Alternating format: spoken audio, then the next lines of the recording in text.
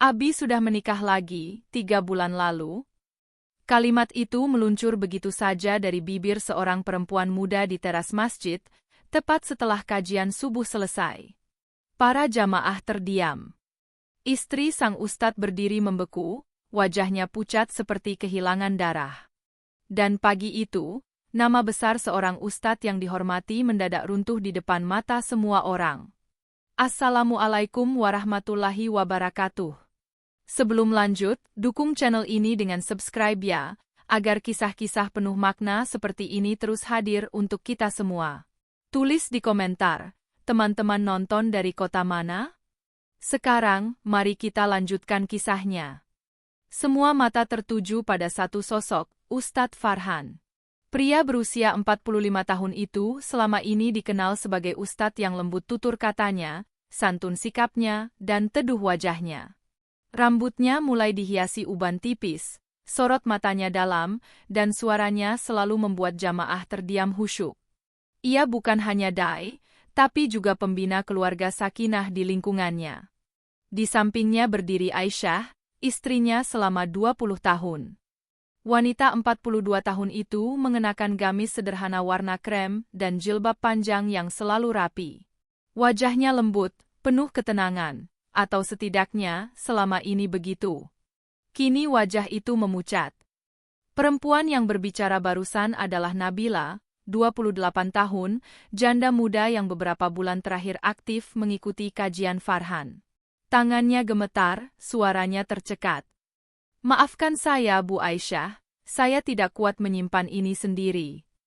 Bisik-bisik jamaah mulai terdengar. Apa maksudnya menikah lagi? Serius ini?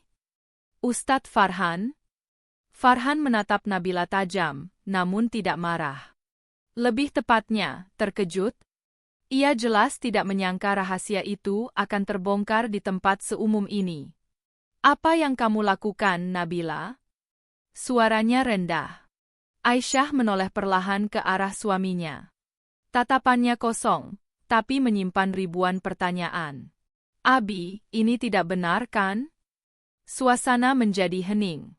Burung-burung yang biasa berkicau di pohon samping masjid seolah ikut membisu. Farhan tidak langsung menjawab. Dan diamnya, lebih menyakitkan dari jawaban apapun. Di dalam mobil menuju rumah, tidak ada satupun kata terucap. Aisyah menatap keluar jendela. Jalanan kota masih lengang, namun pikirannya penuh sesak. Ia mencoba mengingat, kapan terakhir kali ia merasa ada yang berubah dari suaminya? Beberapa bulan terakhir, Farhan memang lebih sering keluar kota untuk ceramah. Pulang lebih larut. Ponselnya lebih sering dalam mode senyap. Tapi Aisyah selalu menepis kecurigaan. Abi sedang sibuk dakwah, begitu ia meyakinkan dirinya sendiri. Sesampainya di rumah, Farhan menutup pintu pelan. Anak-anak mereka belum bangun. Hana, 17 tahun, dan adiknya Fikri, 14 tahun, masih tertidur di kamar masing-masing. Aisyah berdiri di ruang tamu. Tangannya menggenggam ujung jilbabnya kuat-kuat. Sejak kapan? Tanyanya pelan, tanpa menatap. Farhan menarik napas panjang. 3 bulan lalu. Kalimat itu seperti pisau yang ditarik perlahan di atas luka. 3 bulan, ulang Aisyah lirih. 3 bulan Abi hidup dengan 2 istri, dan aku tidak tahu. Farhan mencoba mendekat, tapi Aisyah mundur 1 langkah. Abi berniat memberitahumu. Tapi situasinya belum tepat. Belum tepat? Suaranya mulai bergetar. Atau Abi takut aku menolak? Farhan terdiam. Jawaban itu terlalu dekat dengan kebenaran. Farhan mengenal Nabila setahun lalu. Nabila adalah janda yang ditinggal suaminya meninggal karena kecelakaan. Ia hidup sendiri, jauh dari keluarga. Dalam beberapa sesi konseling agama, Nabila sering mencurahkan kesepiannya. Awalnya Farhan hanya berniat membantu. Ustadz, saya takut hidup sendiri. Saya butuh bimbingan, begitu Nabila pernah berkata dengan mata berkaca-kaca. Empati berubah menjadi rasa iba. Rasa iba perlahan menjadi kedekatan emosional. Farhan merasa dirinya sedang melakukan kebaikan. Ia berdalih pada dirinya sendiri, poligami itu diperbolehkan. Ia merasa mampu berlaku adil. Ia merasa niatnya lurus. Tapi satu hal yang ia hindari, berbicara jujur pada Aisyah. Aisyah duduk di sofa, tubuhnya terasa ringan namun juga berat sekaligus. "Aku ini apa, Bei?" tanyanya pelan. 20 tahun aku mendampingi Abi. Dari kontrakan kecil, dari musola bambu yang bocor kalau hujan, aku ada di sana. Ia menatap suaminya untuk pertama kali sejak di masjid. Kenapa keputusan sebesar ini tidak pernah Abi diskusikan denganku? Farhan menunduk. Aku takut melukaimu. Aisyah tersenyum pahit. Dan sekarang aku tidak terluka? Air matanya akhirnya jatuh. Tangis itu bukan hanya tentang poligami, tapi tentang kepercayaan yang retak. Tentang rasa dikhianati tanpa kesempatan memahami. Belum sampai siang, ponsel Farhan tak berhenti berdering. Beberapa jamaah senior menghubungi. "Ustadz, ini benar. Kami tidak menyangka. Kenapa tidak terbuka sejak awal?" Ada pula yang membela. "Selama sesuai syariat, apa masalahnya? Ustadz berhak." Tapi suara-suara pembelaan itu tak mampu menghapus tatapan kecewa yang ia lihat pagi tadi. Sementara itu, grup orang tua murid sekolah anak-anaknya mulai ramai. Video potongan pengakuan Nabila sudah beredar.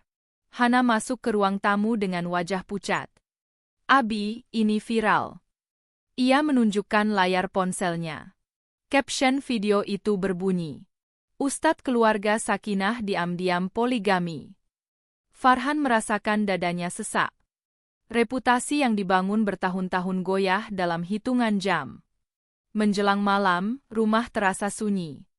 Aisyah tidak menyiapkan makan malam seperti biasa. Ia hanya duduk di ruang tengah, memandangi foto keluarga di dinding. Foto lama saat mereka masih tinggal di rumah kecil. Wajah mereka sederhana tapi penuh tawa. Farhan berdiri beberapa langkah darinya. "Maafkan Abi."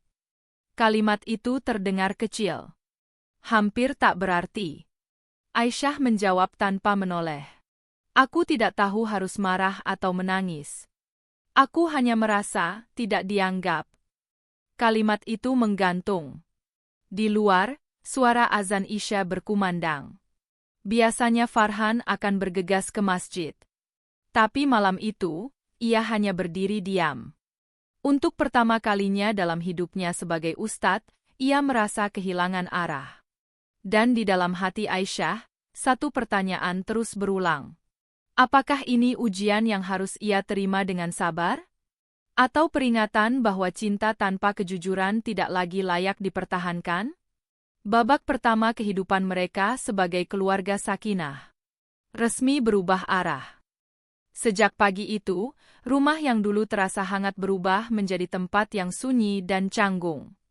Aisyah tetap menjalankan rutinitasnya seperti biasa. Ia bangun lebih awal, menyiapkan sarapan, menyapu halaman, dan memastikan anak-anak berangkat sekolah. Namun ada yang berbeda, ia tak lagi menunggu Farhan di meja makan. Biasanya, ia selalu menuangkan teh hangat untuk suaminya sambil tersenyum lembut. Kini, cangkir itu kosong. Farhan memperhatikan perubahan kecil itu. Hatinya terasa teriris, tapi ia sadar, ia tidak dalam posisi untuk menuntut perhatian. Di sekolah, Hana menjadi bahan bisik-bisik. Beberapa temannya mencoba menghibur, tapi tak sedikit yang memandangnya dengan rasa penasaran yang menyakitkan. "Han, itu video ayah kamu benar?" tanya seorang teman dengan suara setengah berbisik. Hana hanya menunduk. Ia tak tahu harus menjawab apa. Di rumah, Fikri yang biasanya ceria kini lebih banyak mengurung diri. Ia merasa malu. Ia juga bingung, haruskah ia membela ayahnya, atau ikut merasa marah pada ibunya yang terluka? Sementara itu, tekanan di luar semakin kuat. Majelis taklim yang biasanya penuh kini mulai sepi. Beberapa jamaah memilih diam, beberapa terang-terangan mempertanyakan integritas Farhan. Suatu sore, 3 orang pengurus masjid datang ke rumah. "Ustadz," kata Pak Ridwan, ketua DKM dengan nada hati-hati, "kami tidak ingin mencampuri urusan pribadi. Tapi ini sudah menjadi pembicaraan umum." Farhan mengangguk pelan. "Apakah benar Ustadz menikah lagi tanpa sepengetahuan istri pertama?" Pertanyaan itu seperti palu yang diketuk di ruang sidang. Farhan menjawab pelan. "Pernikahan itu sah. Ada wali, ada saksi. Saya tidak melanggar syariat." Pak Ridwan menghela napas. "Kami tidak mempermasalahkan sah atau tidak, Ustadz. Tapi jamaah melihat Ustadz sebagai teladan keterbukaan dan kejujuran dalam rumah tangga." Kalimat itu menghantam tepat di titik terlemah Farhan. Setelah mereka pulang, Farhan duduk sendirian di ruang kerja kecilnya. Di dinding tergantung piagam penghargaan dan foto-foto saat ia mengisi ceramah di berbagai kota. Semua itu tiba-tiba terasa hampa. Malam itu, akhirnya percakapan besar terjadi. Aisyah berdiri di depan Farhan dengan mata yang sudah lelah menangis. "Aku ingin tahu satu hal saja," ucapnya pelan. "Apa aku kurang sebagai istri?" Farhan langsung menggeleng. "Tidak pernah. Kamu istri terbaik yang pernah Abi miliki." "Lalu kenapa?" Satu kata itu terdengar lebih berat dari 1000 tuduhan. Farhan terdiam lama sebelum menjawab. "Nabila sendiri. Dia rapuh. Dia butuh perlindungan. Abi merasa bertanggung jawab." Aisyah tersenyum getir. "Banyak orang rapuh di dunia ini, Bi. Apa semuanya harus Abi nikahi?" Farhan tak bisa membalas. Air mata Aisyah jatuh lagi, tapi kali ini bukan tangis yang keras. Hanya tetesan sunyi yang menyiratkan kelelahan jiwa. "Aku mungkin bisa menerima kalau Abi jujur sejak awal. Tapi menyembunyikannya membuatku merasa dikhianati." Farhan menutup wajahnya dengan kedua tangan. "Aku takut kehilanganmu." "Dan sekarang?" tanya Aisyah lirih. Hening. Di sisi lain kota, Nabila juga tak hidup tenang. Kontrakannya mulai menjadi bahan gosip tetangga. Beberapa orang memandangnya sinis. Ada yang terang-terangan berkata, "Itu yang merebut suami Ustadz." Nabila menangis hampir setiap malam. Ia tidak pernah membayangkan pernikahan itu akan meledak seperti ini. Saat Farhan datang menemuinya, wajah pria itu terlihat lebih tua dari biasanya. "Maafkan saya," ucap Farhan. Nabila menatapnya dengan mata sembab. "Ustadz bilang semuanya akan baik-baik saja. Saya tidak menyangka kamu akan mengatakannya di depan jamaah. Apa saya harus terus diam sementara saya dianggap tidak ada?" Suara Nabila bergetar. "Saya ini istri juga, Ustadz. Saya bukan kesalahan." Farhan terdiam.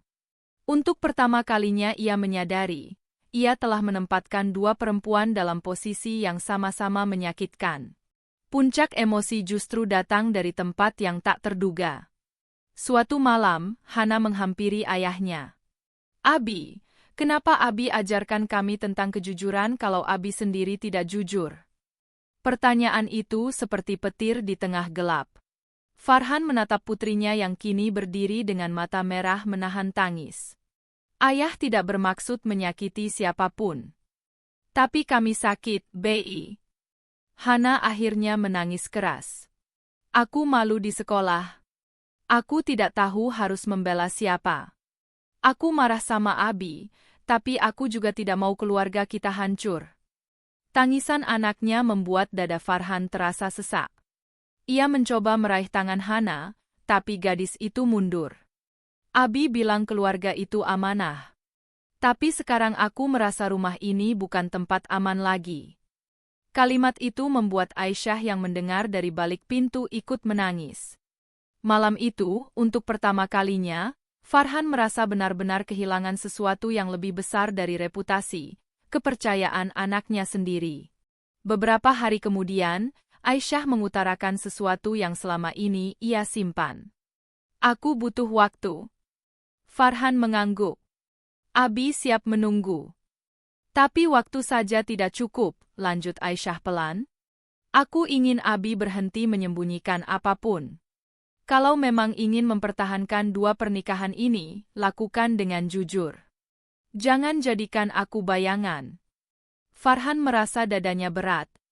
Ia ingin mempertahankan semuanya. Reputasi, istri pertama, istri kedua, keluarga, dakwah.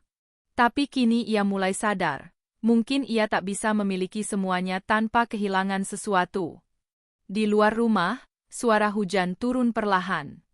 Air mengalir di talang, seperti tangis yang tak lagi bisa ditahan. Bab 2 berakhir dengan satu kenyataan pahit. Poligami mungkin sah secara hukum. Tapi luka karena kebohongan tidak pernah sederhana.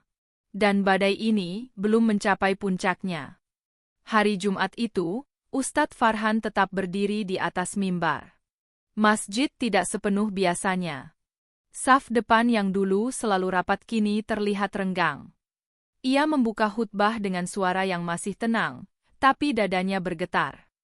Jamaah yang dirahmati Allah, ujian dalam hidup sering datang dari arah yang tidak kita duga. Beberapa jamaah menunduk. Beberapa lainnya saling melirik. Di saf perempuan, Aisyah duduk seperti biasa. Wajahnya tertutup jilbab panjang warna abu-abu. Ia tetap datang ke masjid, bukan untuk menjaga citra, tapi karena ia tidak ingin hubungannya dengan Tuhan ikut retak hanya karena manusia. Namun hari itu, ia merasakan sesuatu yang berbeda. Tatapan iba. Tatapan penasaran. Bahkan ada yang berbisik pelan di belakangnya.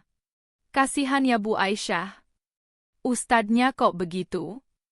Setiap bisikan seperti jarum kecil yang menusuk pelan-pelan. Farhan melihat istrinya sekilas dari atas mimbar. Ada rasa bersalah yang begitu dalam. Tapi khutbah harus tetap berjalan. Ia berbicara tentang kesabaran, tentang keadilan, tentang tanggung jawab seorang pemimpin dalam keluarga. Dan ironisnya, setiap kalimat terasa seperti menampar dirinya sendiri. Sepulang dari masjid, suasana rumah semakin terasa dingin. Hana mulai jarang berbicara pada ayahnya. Ia hanya menjawab seperlunya. Fikri lebih memilih makan di kamar. Aisyah tetap menjalankan tugasnya sebagai ibu, tapi tidak lagi sebagai istri yang hangat. Suatu malam, saat Farhan duduk sendirian di ruang tamu, Aisyah datang membawa sebuah map coklat. "Apa itu?" tanya Farhan pelan. Aisyah meletakkannya di meja. "Ini surat konsultasi hukum dari pengacara." Jantung Farhan seperti berhenti sesaat. Konsultasi cerai. Aisyah menatapnya dengan mata yang tidak lagi penuh tangis, tapi penuh kelelahan. "Aku belum memutuskan. Aku hanya ingin tahu hakku." Farhan berdiri cepat. "Abi tidak ingin berpisah." "Aku juga tidak ingin," jawab Aisyah lirih. "Tapi aku juga tidak ingin hidup dalam kebohongan." Farhan mendekat. "Apa yang bisa Abi lakukan supaya kamu tetap di sini?" Aisyah terdiam beberapa detik. "Jujur, terbuka, dan jangan pernah lagi membuat keputusan sepihak." Kalimat itu sederhana, tapi bagi Farhan, terasa begitu berat. Sementara itu, Nabila juga menghadapi tekanan yang tidak ringan. Suatu sore, ibunya datang dari kampung setelah mendengar kabar yang beredar. "Ini yang kamu bilang jalan perlindungan?" Suara sang ibu bergetar antara marah dan kecewa. "Ibu tidak tahu bagaimana orang-orang membicarakanmu." Nabila menangis. "Saya tidak merebut siapa-siapa, Bu. Ustadz yang melamar saya." "Tapi kamu tahu dia sudah punya istri." Nabila terdiam. Ia tahu ia tidak sepenuhnya tidak bersalah. Ia tahu ada hati lain yang terluka karena kehadirannya. Malam itu, ia menelepon Farhan. "Ustadz, apakah saya kesalahan dalam hidup Ustadz?" Pertanyaan itu membuat Farhan terdiam lama. "Kamu bukan kesalahan," jawabnya pelan. Tapi cara saya mungkin yang salah. Kalau semua ini menghancurkan keluarga Ustadz, apakah saya harus mundur? Farhan memejamkan mata. Untuk pertama kalinya, pilihan yang dulu ia yakini sebagai ibadah kini terasa seperti persimpangan yang menyakitkan. Hari itu, Hana pulang sekolah dengan wajah basah oleh air mata. Ia melempar tasnya ke sofa dan langsung memeluk ibunya. "Aku capek, Bu." Aisyah memeluk putrinya erat. "Teman-temanku bilang ayah tidak adil. Mereka bilang ayah cuma cari alasan agama untuk menikah lagi." Tangis Hana pecah. Farhan yang mendengar dari ruang sebelah mendekat dengan langkah pelan. "Hana." Gadis itu menoleh dengan mata merah. "Abi tahu tidak rasanya jadi aku? Aku bangga punya ayah Ustadz. Aku selalu cerita ke teman-teman tentang keluarga kita. Sekarang aku tidak tahu harus bilang apa." Suara Hana meninggi.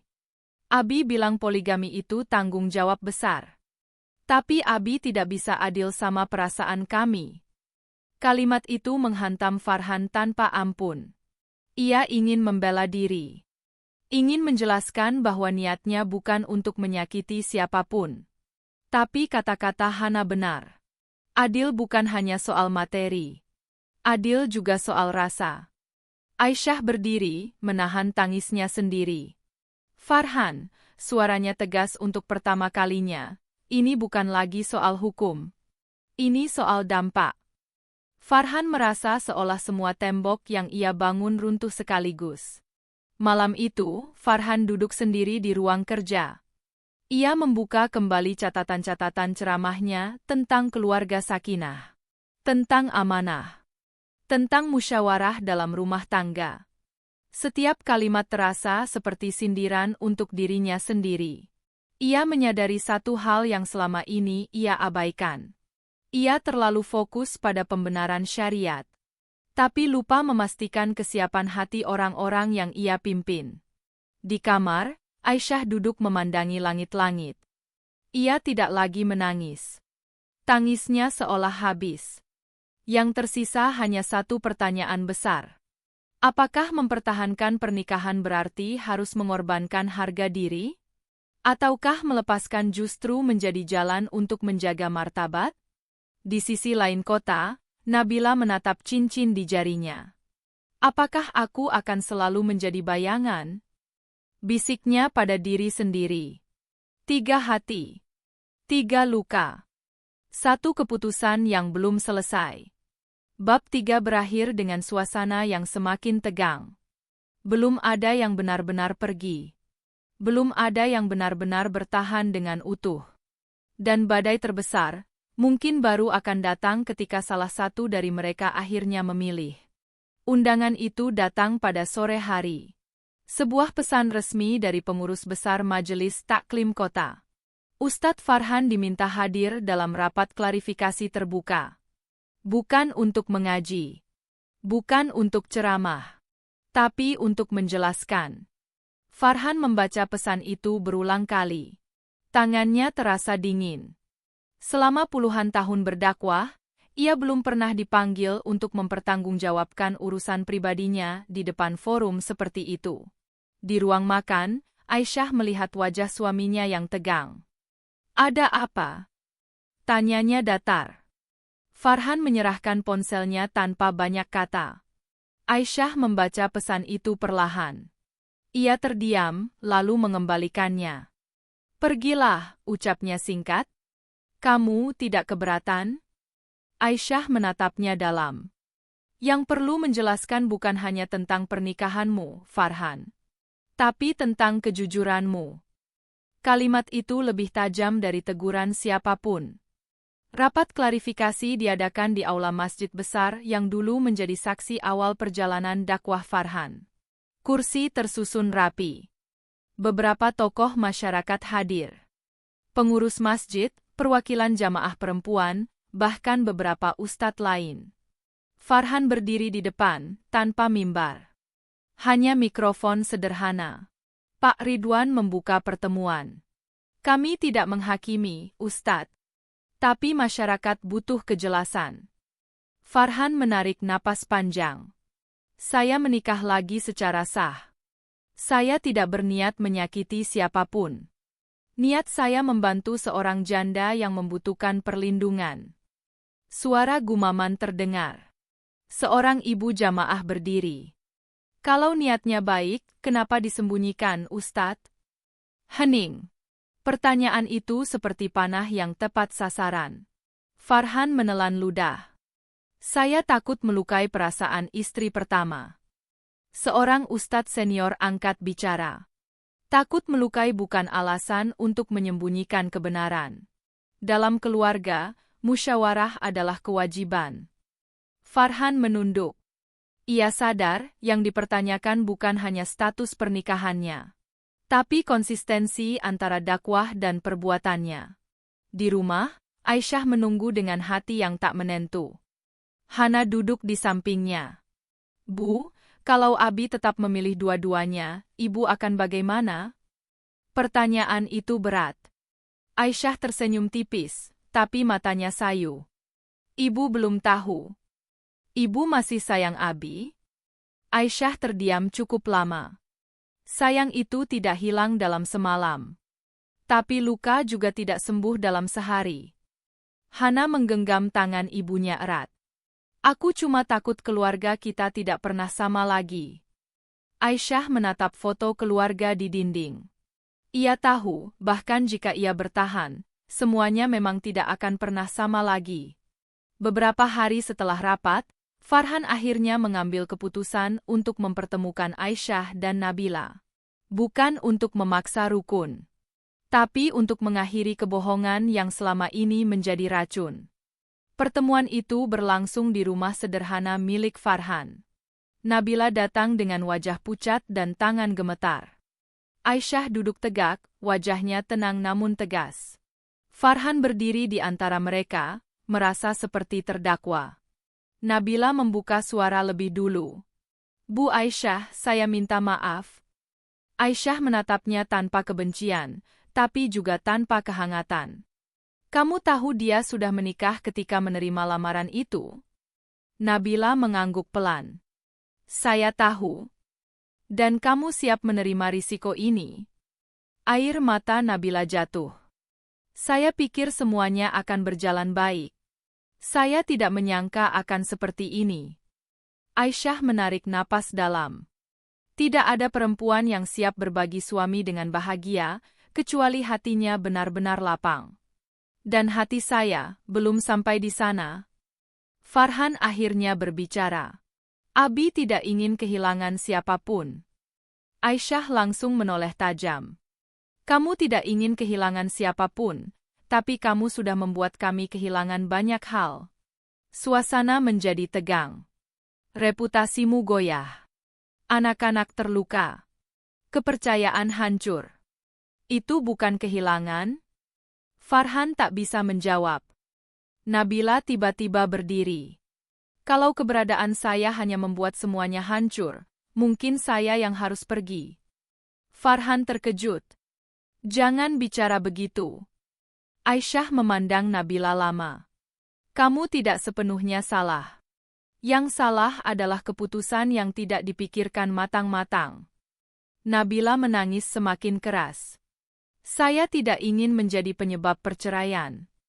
Kata itu menggantung, perceraian. Farhan menatap Aisyah dengan cemas. Kamu benar-benar mempertimbangkannya? Aisyah menatapnya balik, kali ini dengan ketegasan yang belum pernah ia tunjukkan sebelumnya. Farhan, selama ini aku selalu mendukungmu. Tapi kali ini aku harus memikirkan diriku sendiri. Kalimat itu seperti gempa kecil yang mengguncang fondasi rumah mereka. Malam itu, setelah Nabila pulang, Aisyah duduk berdua dengan Farhan. Aku ingin kejelasan, katanya pelan tapi tegas. Kejelasan apa? Kalau kamu ingin mempertahankan dua pernikahan ini, maka lakukan secara terbuka dan adil. Jangan lagi ada yang disembunyikan. Dan beri aku waktu untuk memutuskan apakah aku bisa menerima atau tidak. Farhan mengangguk perlahan. Dan kalau kamu tidak bisa menerima? Aisyah menatapnya lurus. maka aku akan pergi. Bukan karena aku kalah, tapi karena aku ingin menjaga harga diriku. Kalimat itu membuat Farhan merasa seperti kehilangan tanah tempat ia berpijak. Ia menyadari sesuatu yang selama ini ia abaikan. Poligami bukan hanya soal mampu secara materi atau hukum, tapi soal kesiapan semua hati yang terlibat. Dan hati Aisyah belum tentu siap selamanya. Beberapa hari kemudian, Farhan mengumumkan secara terbuka kepada jamaah tentang pernikahan keduanya. Ia meminta maaf atas caranya yang tidak transparan. Sebagian menerima, sebagian tetap menjauh. Di rumah, suasana masih tegang tapi lebih jujur. Aisyah belum pergi. Nabila belum mundur. Namun kini semuanya berdiri di atas garis tipis bernama keputusan. Apakah Aisyah akan memilih bertahan demi keluarga? Apakah Farhan sanggup membuktikan keadilan yang ia janjikan? Atau justru satu dari mereka harus mengalah demi menghentikan luka? Bab 4 berakhir dengan satu kenyataan pahit. Kadang yang paling sulit bukan memilih di antara dua cinta, tetapi mempertanggungjawabkan pilihan di hadapan hati yang pernah setia. Pagi itu, Aisyah duduk sendirian di kamar. Di tangannya ada secarik kertas yang sudah beberapa hari ia simpan di laci, draft gugatan cerai. Bukan karena ia ingin segera mengakhiri semuanya, tapi karena untuk pertama kalinya dalam hidupnya, ia ingin merasa punya kendali atas nasibnya sendiri. Di luar kamar, suara Farhan terdengar sedang berbicara di telepon dengan nada serius. Jadwal ceramahnya semakin berkurang. Beberapa undangan dibatalkan dengan alasan situasi yang belum kondusif. Aisyah memandangi tanda tangannya yang belum dibubuhkan di kertas itu. Apakah ini jalan terbaik? Bisiknya pada diri sendiri.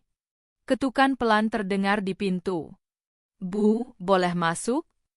Suara Hana lirih. Aisyah cepat-cepat melipat kertas itu dan menyimpannya kembali. Masuk, nak. Hana duduk di samping ibunya, menatap wajah yang kini terlihat lebih dewasa dari biasanya. Ibu mau cerai? Pertanyaan itu langsung menembus pertahanan hati Aisyah. Ibu belum tahu. Hana menunduk. Aku cuma takut kita menyesal nanti. Aisyah menggenggam tangan putrinya. Kadang menahan juga bisa membuat kita menyesal, nak. Farhan mulai merasakan dampak nyata dari keputusannya. Beberapa jamaah tetap setia, tapi tak sedikit yang menjauh. Media sosial masih ramai membahasnya. Ada yang membela dengan dalil, ada yang menghujat dengan emosi. Suatu sore, Farhan menerima telepon dari ustadz senior yang dulu menjadi mentornya. Farhan, poligami bukan dosa, tapi kebijaksanaan dalam melaksanakannya itu yang diuji. Farhan terdiam. Kamu terlalu yakin pada niatmu, tapi kurang mempertimbangkan kesiapan orang-orang yang kamu pimpin. Kalimat itu terus terngiang di kepala Farhan setelah telepon ditutup. Malamnya, ia duduk berhadapan dengan Aisyah. Aku siap memperbaiki semuanya. Aisyah menatapnya tenang. Memperbaiki itu bukan hanya soal kata-kata. Apa yang harus aku lakukan? Aisyah menghela napas panjang. Berhenti berdalih. Akui kalau caramu salah. Farhan menunduk. Untuk pertama kalinya, ia mengucapkannya tanpa pembelaan. Ya, caraku salah.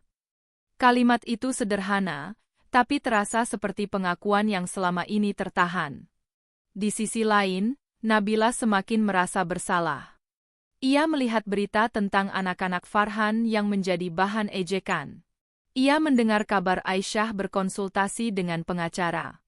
Suatu malam, ia mengirim pesan panjang kepada Farhan. Ustadz, saya tidak ingin menjadi alasan hancurnya keluarga. Jika memang saya harus mundur, saya siap. Farhan membaca pesan itu berulang kali. Ia datang menemuinya keesokan harinya. Nabila, kamu bukan kesalahan. Tapi saya adalah konsekuensi, jawab Nabila dengan mata berkaca-kaca. Farhan terdiam. Nabila melanjutkan. Saya menikah dengan harapan mendapat perlindungan. Tapi sekarang saya merasa seperti beban. Farhan menatap perempuan di hadapannya itu. Ia tahu, apapun keputusannya nanti, akan ada hati yang terluka. Ketegangan mencapai puncaknya ketika suatu malam, Fikri tiba-tiba berkata dengan suara keras saat makan malam. Kenapa sih ayah tidak pilih salah satu saja? Semua terdiam. Farhan menatap anaknya. Maksud kamu? Fikri menahan air mata. Aku capek lihat ibu sedih. Aku capek dengar teman-teman ngomongin keluarga kita. Kalau ayah memang yakin dengan keputusan ayah, kenapa kita yang harus menanggungnya? Kata-kata itu seperti pukulan bertubi-tubi. Hana ikut bersuara. Kami tidak minta ayah jadi ustadz sempurna. Kami cuma mau ayah jadi ayah yang jujur. Aisyah menunduk, air matanya jatuh lagi. Tapi kali ini bukan hanya karena sakit hati pada suami, melainkan karena melihat anak-anaknya ikut terluka. Farhan berdiri dari kursinya, suaranya bergetar.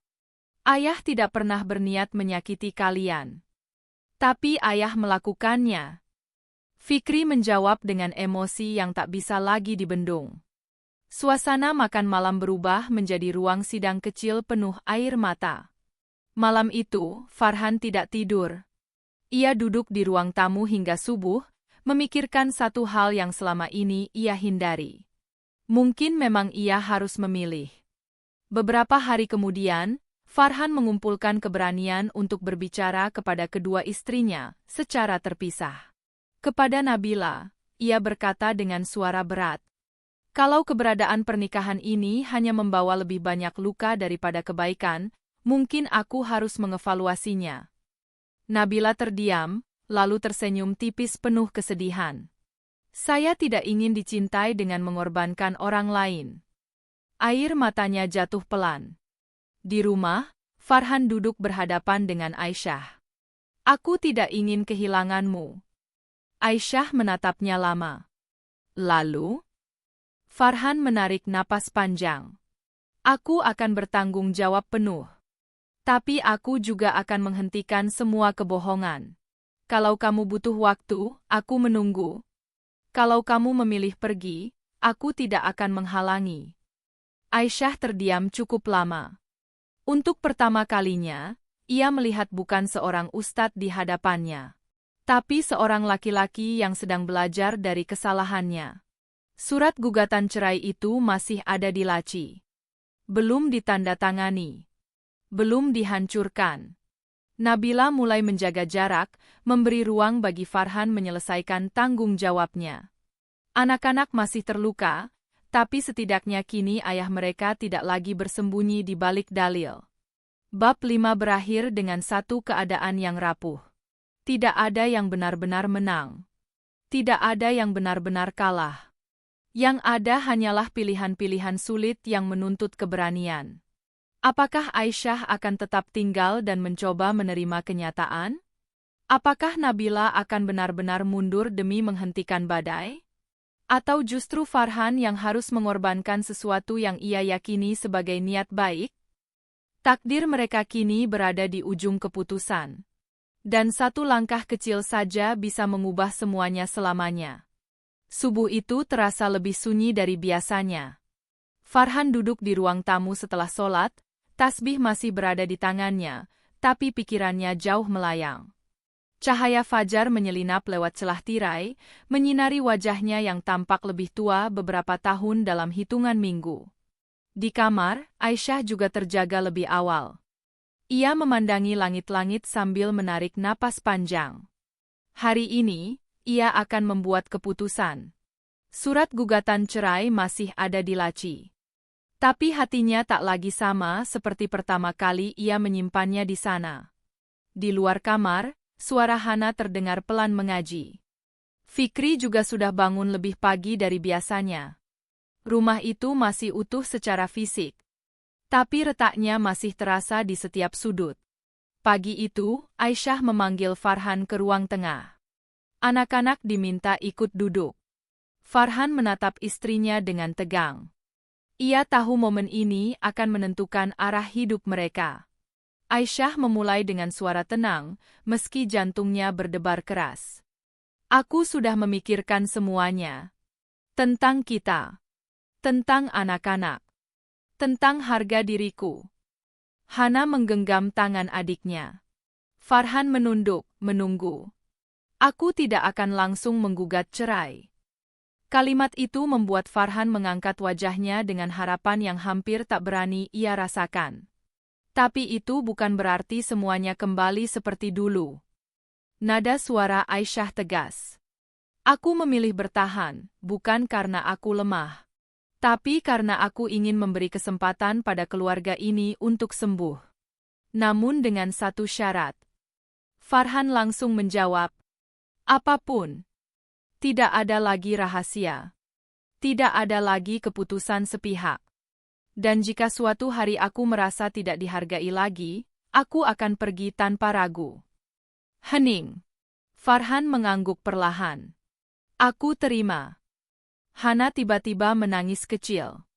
Jadi kita masih keluarga? Aisyah memeluk kedua anaknya. Kita tetap keluarga. Tapi kita harus belajar lagi bagaimana caranya menjadi keluarga. Farhan merasakan sesuatu yang lama hilang. Kesempatan kedua. Sore itu, Farhan menemui Nabila untuk membicarakan keputusan yang tak kalah berat. Nabila menyambutnya dengan senyum lelah. Saya sudah menebak, katanya pelan. Farhan duduk di hadapannya. Aku tidak akan menceraikanmu, ucapnya jujur. Tapi aku juga tidak akan memaksakan keadaan. Aku ingin semua berjalan terbuka. Tanpa sembunyi. Nabila menatapnya dalam. Dan istri pertama Ustadz? Aisyah memilih bertahan dengan syarat kejujuran. Air mata Nabila mengalir pelan. Saya tidak ingin menjadi sumber luka lagi. Farhan mengangguk. Karena itu, kita akan jalani ini dengan jelas. Tidak ada lagi pernikahan bayangan. Nabila tersenyum pahit. Kadang saya bertanya, apakah cinta selalu harus serumit ini? Farhan tidak punya jawaban. Beberapa hari kemudian, Farhan kembali berdiri di mimbar untuk kajian umum.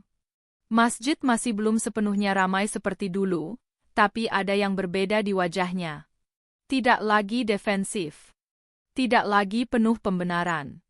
Hari ini saya tidak ingin berbicara tentang dalil, ucapnya pelan. Saya ingin berbicara tentang tanggung jawab. Jamaah terdiam. Saya memilih berpoligami. Itu keputusan saya. Tapi cara saya melakukannya melukai banyak orang. Dan untuk itu, saya minta maaf. Suasana hening. Agama bukan tameng untuk menghindari kritik. Agama adalah amanah yang harus dijalankan dengan kebijaksanaan dan kejujuran. Beberapa jamaah terlihat mengangguk. Di saf perempuan, Aisyah duduk dengan wajah tenang. Untuk pertama kalinya sejak badai itu datang, ia tidak merasa dipermalukan. Ia merasa dihargai. Farhan melanjutkan dengan suara bergetar. Bagi para suami, ingatlah, keadilan bukan hanya tentang materi, tapi tentang hati. Dan hati manusia tidak bisa dipaksa dengan dalil. Kalimat itu membuat banyak yang terdiam lebih dalam. Hari-hari setelah itu tidak langsung mudah. Aisyah masih sering terbangun malam hari dengan dada sesak. Hana masih sensitif jika mendengar bisik-bisik teman. Fikri masih butuh waktu untuk kembali akrab dengan ayahnya. Namun ada perubahan kecil yang berarti. Farhan kini selalu berdiskusi sebelum mengambil keputusan. Ia membagi waktunya dengan lebih jelas dan terbuka. Ia tidak lagi menyembunyikan ponselnya atau jadwalnya. Suatu malam, Aisyah berkata pelan, "Aku tidak tahu apakah aku akan benar-benar bisa menerima semuanya sepenuhnya."